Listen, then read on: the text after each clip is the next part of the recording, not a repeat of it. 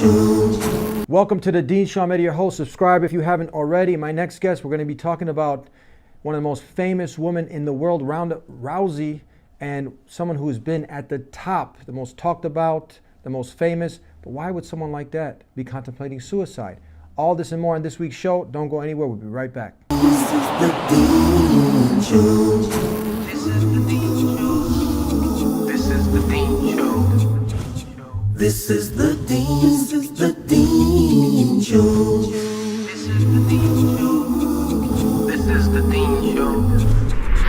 This is the DEEN Show.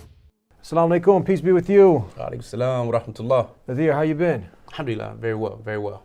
You coming in from Wisconsin, Yes. making a murderer. Have you heard of the documentary? Documentary. Yes, with everybody's Stephen talking Avery. about. Yeah. Yeah, Is he your neighbor?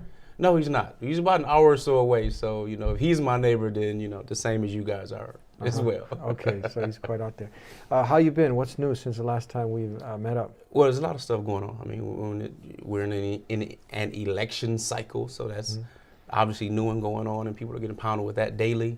A lot of stuff going on across the country. Matter of fact, in Indiana, just hearing about the three Muslim brothers who were recently killed out there. Rahimahullah, may Allah have mercy on them. So a lot of different things going on, different hate crimes, a lot of things on that perspective, but also a lot of good things as well, with Canada welcoming with open arms different, refugees and really setting an example of love for people. So, alhamdulillah, praise to Allah, a lot of things are happening. It just depends on what we choose to focus on. Now that was in Fort Wayne, Indiana. That was the three young men who got killed execution style. Was that what? Correct. Yes. Yeah. Has Yes. any new developments on that? Did they catch anybody? I haven't really seen. I mean, it hasn't been well publicized throughout the media, so I haven't seen much updates regarding it. Yeah. And we're starting to see that. I mean, this is something that's on the rise. Obviously, do you think have they seen that this has anything to do with being a hate crime? Would you? Are they going in that direction? Well, it's funny because with my experiences, America has a love-hate relationship with what they want to consider a hate crime, just like what they would like to consider terrorism. We know that there's a serious double standard. So obviously, to those of us who can evaluate a situation objectively, it looks like it's obviously, a hate crime, likely, due to their ethnicity and or their religion of being Muslims. Especially with the climate that's being pushed today, sadly, with a lot of Trump supporters, if you will, and a lot of the overt bigotry and the days from the 50s and 60s kind of being played out in the media. I want to show you a clip. I want to ask you and get your feedback on this. We're going to watch this clip real quick. What am I anymore if I'm not this? And I was literally sitting there and thinking about killing myself, and that exact second I'm like, I'm nothing. I'm like, what do I do anymore? And no one gives a shit about me anymore without this. And Now my question is, what is your take on this? When you have somebody who is probably the most popular woman in the world, Ronda Rousey, right? Yeah. Yes. Now she's looking to achieve great success. She's achieved it. Money, she's achieved it. Fame, stardom. Why would someone, you take a turn in life, you have an obstacle in your path, you suffer some kind of calamity and whatnot, but what would, you've achieved what millions are looking up to you, they'd love to achieve. You've achieved that. Why would someone contemplate suicide? It's funny you mentioned that. And there could be a number of different reasons, but it all kind of boils down to this feeling of hopelessness. And I remember when I was a juvenile, I was a teenager, had thought about suicide several different times. And one of the things is this emptiness inside for this bigger purpose. So even though you mentioned money and fame and many of these things that people look to achieve, these are all external things. What if that inner peace doesn't exist with you, then you're still missing something. And we know that's the biggest piece of the puzzle to your life's happiness, is having that inner peace where you actually generate that peace, you generate that love, you generate based upon the knowledge that something is bigger and you're moving in that direction. Of course, we found that with Islam. That's what I want to focus on for a little bit. We're going to take a break and then we're going to go off from here. Purpose, you know, when somebody has purpose, the difference, you know, the whole world can be coming down on them, and you know, there might for a moment be some of that hopelessness, but they're right back in it, you know, and Absolutely. suicide doesn't even cross their mind. And why it's such of a dramatic difference here. We have a lot to talk about. We're going to be talking more about this clip of Ronda Rousey when we come back. Don't go anywhere. Islam says love all mankind. That's why we're sharing this message, because we want the best for you and we want the best for all mankind. I want to be here every Friday, God willing, inshallah. Subscribe right now and enjoy all of the content that we're going to be putting out for you. Thank you. Peace be with you. Assalamu alaikum. Back here on the DEEN Show, and we just saw that clip with what would probably be, with no exaggerating, probably one of the most popular women. I don't know if she still is, but she was definitely Right. Ronda Rousey. Is that correct? Right, top of her career. She's in movies. It was, I think, Fast and Furious, and then she was a lot of endorsements. Not just the talk of the town, but talk of the world. Really. Yeah, absolutely. Maybe not in the Muslim world, but She was in Dubai. Who knows? oh, she was. Okay, so all over the world. But now you have someone who's achieved that, and people look up to her. And people, the reason, you know, a lot of times, okay, we'll bring up a certain celebrity, a certain star, because people shoot to be like them. Right. And now when we see someone who's achieved the greatest height of stardom, of fame, of, you know, money, prestige, this person at the end is thinking suicide. Right. This- Well, similar to Robin Williams, who took his life last year. I mean, made dozens or possibly hundreds of movies, was famous for decades, had all the money, all these things that people look towards, but sadly they're looking towards something that's external. You know, I remember first coming across Islam and not wanting to have any parts of it. You know, I saw it from the outside, I had a perspective of it, but I was raised Christian, so I wasn't really interested in it. But the second time I came across, I was facing challenges in my life, and my religion at the time, being Christian, wasn't satisfying that.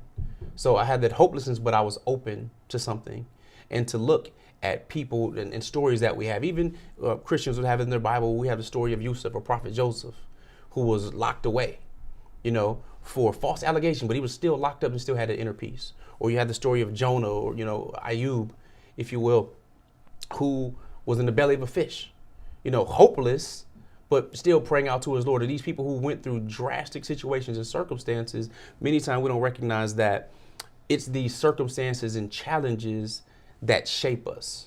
When we look at metal and what metalsmiths and metallurgists have to go through to really create iron or different swords or different things that are strong, they have to go through the fire and really have to be cleaned and fill it in order to come out the other side. Mm-hmm. So when looking at Ronda Rousey, having all this stuff, it's just like having many other celebrities, whether they look to fill their void or their gap with alcohol or different drugs or different addictions. You know, some people have that hopelessness and look at, you know, might as well end it all, only because they have this false conception thinking that, well, I'm just going to go to dirt, or I'll just go to sleep, as though there's nothing after this life. And that feeling really gets pushed a lot by what we see in front of us every day. When people say, are you successful or successful? Generally, they're talking about financial success. So they're looking at the things and the materials that it can buy you, as opposed to, are you successful with your health? Are you successful with your mental stability? Are you successful in understanding your purpose? Mm-hmm. You know, and the bigger picture of things, because we're all going to die. We're all going to die. We all have questions about what's going to happen after this life. But having the proper answers to those questions is what separates those who know, obviously, and those who don't know, for those who have hope and those who are hopeless. Isn't that what should be the fundamental question for every human being? Where did I come from? Why am I here? Where am I going when I die? I remember having it in second grade. I asked my teacher, Miss Worley at the time, because she was doing a class and I was raised in Christian school. And I remember just sitting there, you know, what was before this? You know, before my parents gave birth to me, you know, how was the universe? It was obviously still going on. And I'm like 7 years old at the time, and asked that question, like, why am I here? What's the purpose? What am I supposed to do? Because there was a time when I wasn't here. And of course, what's coming? So those three questions, I remember asking myself in second grade. Of course, I didn't get the answer until I was a teenager and then discovered Islam. But without those, there's an emptiness. It's like a puzzle.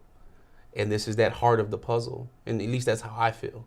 you know, and many people that I know that have accepted Islam or that come to it understand the peace, the inner peace that comes with it, because no matter all of the other things, they're just things. They're things that stimulate you visually or your senses, but what is it that it does for your heart? You know, that's a major question that many celebrities can't answer. Would you say you're only as strong as what you actually you live for? You live for this human being. Let's say you're in a relationship, and then that relationship comes to an end. Crushing. People end up wanting to kill themselves. There's all hope is lost. You have a certain position, you have a certain amount of money. People jumping off buildings because they've lost, let's say they had a billion, they lost a few million of that, let's say 50% of it, they still got another 500 million. And these are true stories. People, I mean, jumping off buildings because of this. Well, recently, it's funny because I think it was maybe 3-4 days ago when an executive from Oklahoma, an oil exec who was big for shale oil and really bringing shale oil about, and was with the Oklahoma City Thunder. He was instrumental in that, owned up maybe 20% of the team. He just recently killed himself. He was charged by the Department of Justice with fraud, okay, and doing leases, oil leases and stuff like that in Oklahoma. Took his car or SUV, ran it right into a wall and killed himself the day after he was actually charged. You know, this feeling of hopelessness or being exposed as a fraud, not knowing that there's something after this life. And again, you know, I'm grateful to be able to have found that within Islam that answers all of these questions and gives you something to look forward to, and much more so something to work towards in this life to prepare for the one to come. And the statistics don't lie. If you look at the countries where people have gone the furthest away from belief in the Creator, these are places they have the most suicide rates. Right. And this tells you something. I mean, this tells you when a human being's not, I mean, obviously living what you've been created to live for, there's always going to be that void. Indeed. It's funny because PBS just recently did, I don't remember the name of the show, but there was a study that talked about people that believe in God or a higher power not only have more peaceful lives in and of themselves, but they live more purposeful lives. So they give more in charity. No matter how much they earn, it's usually those who earn little that give more because they give a larger percentage. But because they're looking towards something, no matter what the religion, but knowing that there's a God and something bigger allows them to live better and have more hope. And I remember a quote when one of my mentors told me, said, you know, when there's no faith in the future, then there's no hope in the present. We're going to go ahead and continue on this topic about purpose. We took off Ronda Rousey, an example of someone who's made it to the top. Right.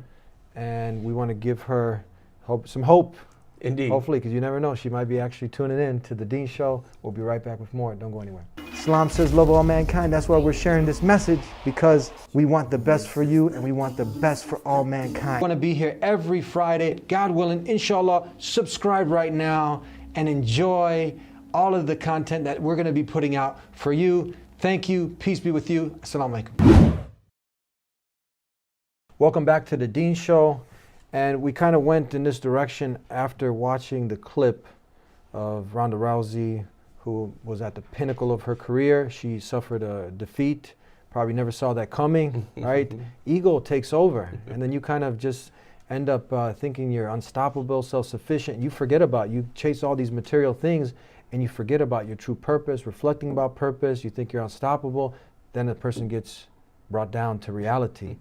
They get humbled. Indeed. And some people change for the better. Other people just, they don't learn a lesson. What are your thoughts? I guess it's kind of part of the human psychology. Sometimes we get built up so much that we create an alter ego. When you look at the story of Pharaoh in Egypt, calling himself a god, knowing obviously that he wasn't, but building himself up and having those people around you that don't remind you of the good or remind you of your ultimate demise, whether it be Michael Jordan being the greatest basketball player of all time, or you have a young Mike Tyson, or you have Muhammad Ali. All of them have their time, and all of us are weak, and we all know we're going to die. But to have that reminder, many of us, we don't like to think about death, or we might not have our wills done. And, you know, we are optimistic when it comes to things we should be really serious about and concerned about and realistic about. So it's part of human psychology to kind of stay away from those negative emotions. But when you're thrust in it, again, some people turn to alcohol or drugs or other addictions, or some, you know, just feel hopeless and want to end it all because they don't have something to pull and to pray to, or to pull and get closer to give them some type of perspective. Sometimes these are the best times when someone's at a humble state. They realize that they aren't unstoppable, that there are more important things to life. They suffer a loss like this in their lives. They might be thinking. So what do you like to tell someone if you had the opportunity to talk to someone like Ronda Rousey, you know, and to really get them to reflect more, not about fame, celebrity status, money, material things, but to really motivate someone to think about purpose. Why are you here in this life? And, you know, definitely when you die, you're going somewhere after you leave. Indeed. Well, I really look at it from two perspectives.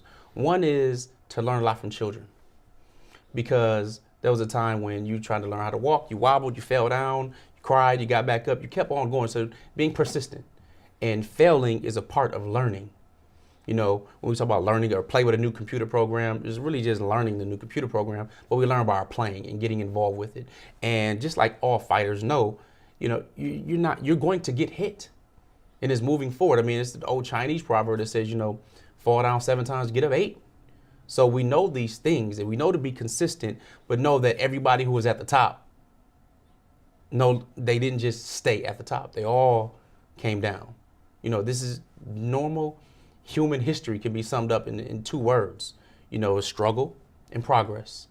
So we have to have that in our lives. So we must honor that struggle, whether we're honoring it growing up as little children, whether we're honoring it in a career or in a relationship, in marriage or in parenting or whatever. We must honor that struggle and those challenges, because it helps us get better. For example, less than 3 days ago, I was getting off a plane.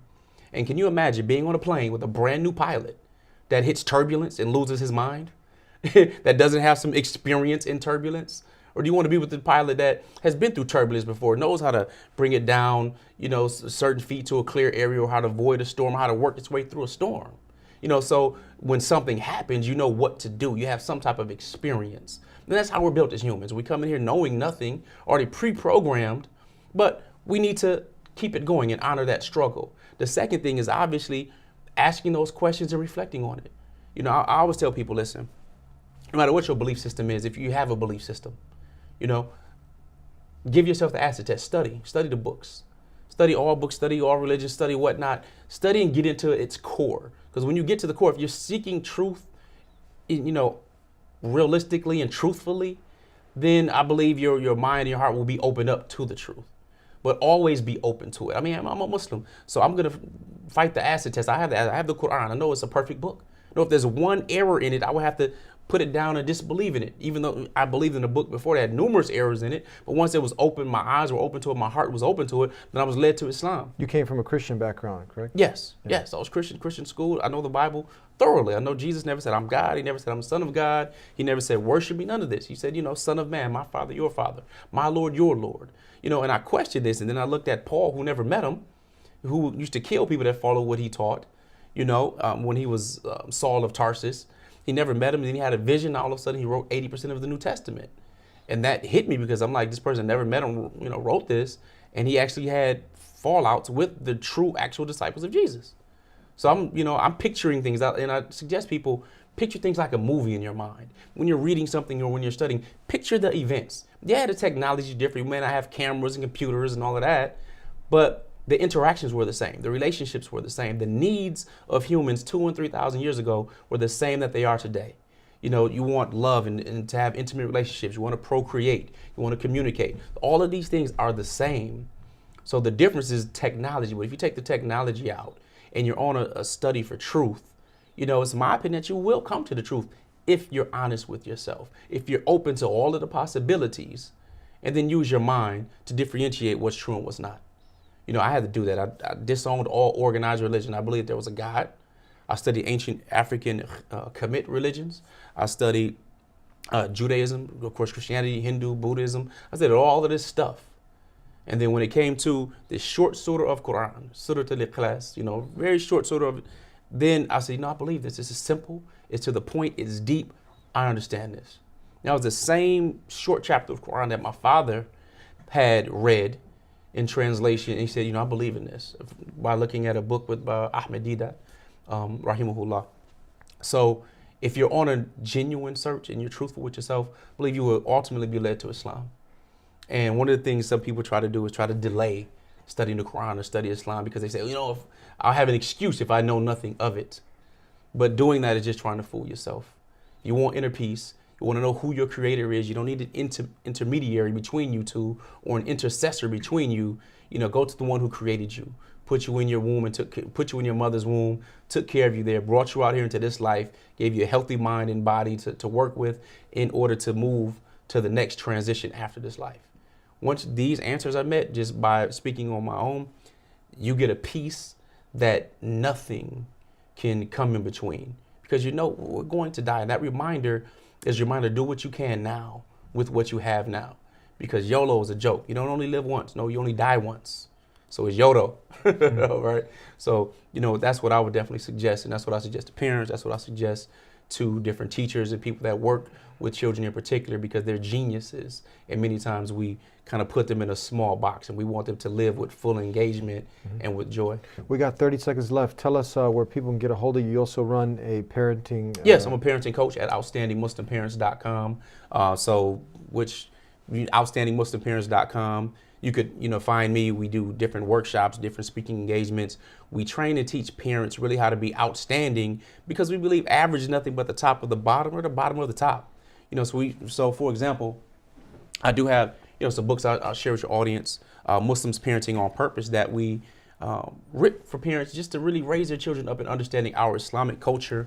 We also do different programs, a 2 DVD program or online program called Outstanding Parenting Fundamentals 101 Workshop, and a CD program and a 6-week at-home study course as well. So, come see me at outstandingmuslimparents.com or invite me to your community. It'd definitely be a pleasure to speak with them, inshallah. Thank you very much. Salam Thank you. alaikum. Peace be with you. Wa alaikum assalam wa rahmatullah. Peace be with you in the mercy of Allah. And thank you for tuning into the DEEN Show. Purpose, why you've been created. Where did you come from? Why are you here?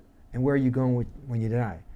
Very fundamental questions, which we get sidetracked. We get sidetracked with money, with fame, with family, with 1,001 different purposes, but we forget to reflect on what is the true purpose of life. There has to be a creator, the one who designed all of this. That's just logic. It makes sense. And who best to tell us on why we've been created? So it befits you, behooves you to ask within yourself, why have I been created? And then seek out the truth. And if you seek, then you shall find. But if you're seeking to find that happiness in money and fame and power, it's never going to happen. And then at the end, you're going to end up losing hope. And you can see an example from our sister in humanity, the road that someone takes. But there's always hope. If she's tuning in, now's the time to make a change for the better. And hopefully, God willing, it can be made clear, as it has been for many who have sought to know. And we'll see you next time. Subscribe if you haven't already. Until then, peace be with you. Assalamu alaikum.